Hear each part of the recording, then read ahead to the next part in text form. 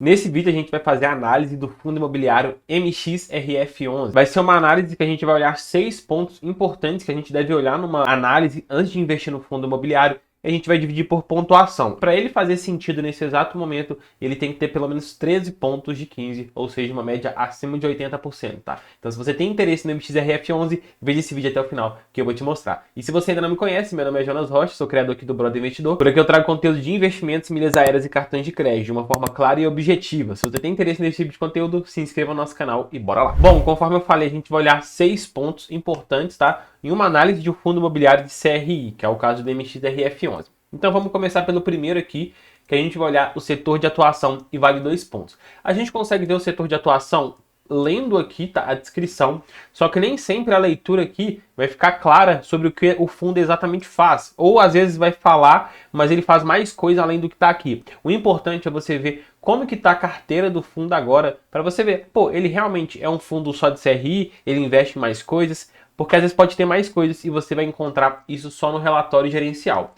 Então a gente desce aqui, ó, e a gente pega o último relatório disponível, tá? Quem não sabe, esse relatório gerencial é a comunicação do gestor com o mercado, com os investidores. Eles devem soltar esses relatórios todos os meses para ficar mais claro e você entender mais sobre o fundo imobiliário e o que está acontecendo mês após mês. Então você clica aqui para abrir, aí tem diversas informações aqui do fundo, ó, quando ele foi criado em 2012, o CNPJ, o código, o patrimônio, a quantidade de cotas, quem que é o valor patrimonial, né, por cota, quem que é o gestor, que é a XP, o administrador é o BTG Pactual, a taxa de administração e número de cotista, se eu não me engano, tá entre os maiores fundos, ou não é o maior fundo da nossa B3 aí, tá? Então descendo aqui a gente pode encontrar a carteira, então desce, aqui ó, portfólio do fundo, investimento por classe de ativo em geral, ou seja, ele tem 76% em CRI, 2% está em caixa, 15% ele tem outras cotas de fundos imobiliários e 7% de permutas financeiras. Então você pode ver que ele não é só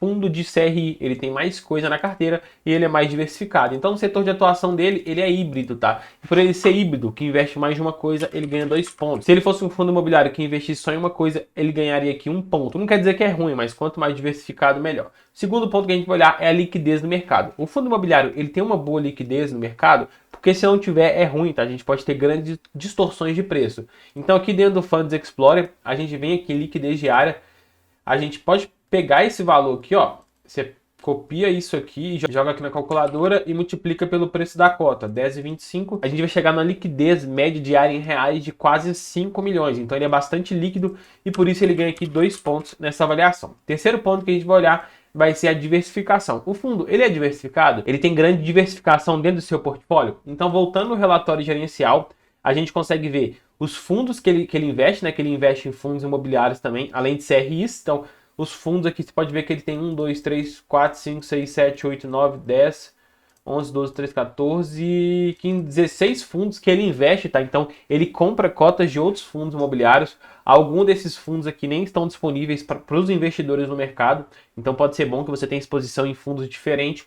E já a operação de CRI, tá? Basicamente, CRI é uma operação de crédito. Ele financia, ele empresta dinheiro para o setor imobiliário. Então, por exemplo, CRI, o que é um fundo de CRI? Pensa comigo o Joãozinho que tem um shopping. Ele quer expandir o seu shopping, só que ele não tem recurso. Só que ele tem o quê? Os aluguéis das lojas. Então, o que ele faz? Ele antecipa esses aluguéis através de uma securitizadora. Essa securitizadora antecipa os aluguéis, por exemplo, vou te antecipar 3 milhões e a garantia que eu vou receber vai ser esses aluguéis. Só que, para ele fazer esse empréstimo, o Joãozinho ali do shopping, ele tem que pagar uma taxa. Aí daí que a securitizadora faz o CRI e cobra uma taxa. Sei lá, IPCA, que é a inflação mais 8% ao ano. Aí todo mês o Joãozinho vai pagar, em cima desse empréstimo, o valor principal mais os juros. Os juros que entra para você aqui como rendimento, tá? Então é uma operação de crédito, CRI, ele expande e financia o setor imobiliário, tá? Então descendo aqui a gente consegue ver os setores da economia, a gente vai falar sobre isso também. Os setores da economia que ele está exposto, então ele está exposto aí, ó, em residencial, um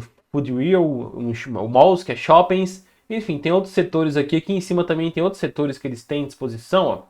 Eles até falam crédito corporativo, que já é para empresa, comercial, residencial e caixa, já no total do portfólio do MXRF11. Mas vendo aqui sobre as operações de CRI, a gente consegue ver também que daqui cada linha disso aqui, ó, é uma operação de CRI, tá? Então vamos pegar como exemplo uma aqui, ó, da Coca-Cola, tá vendo?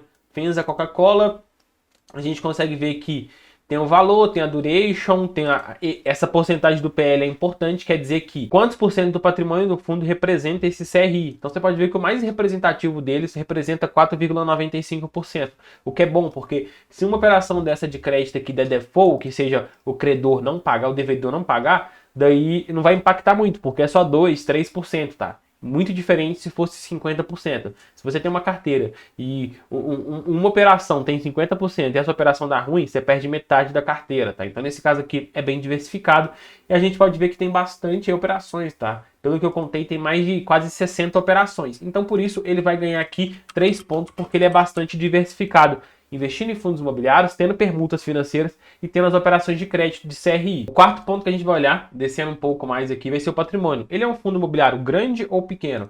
Então aqui no Funds Explorer a gente consegue ver o patrimônio líquido, 2,3 bilhões, tá, de patrimônio líquido. Acima de 1 bilhão eu já considero um fundo imobiliário grande e ele também é um fundo imobiliário consolidado. Se você for ver aqui, ó, ele é um fundo imobiliário que tem o quê? Tem mais de 10 anos no mercado. Isso traz um pouco mais de previsibilidade. Já viu que é um fundo que está se provando no tempo, não é um fundo novo de 2, 3 anos, beleza?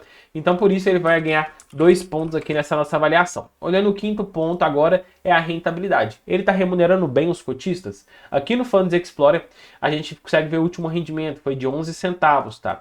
A gente pega 0,11 centavos e divide pelo preço da cota, que está 10,25%, 10,25 reais agora.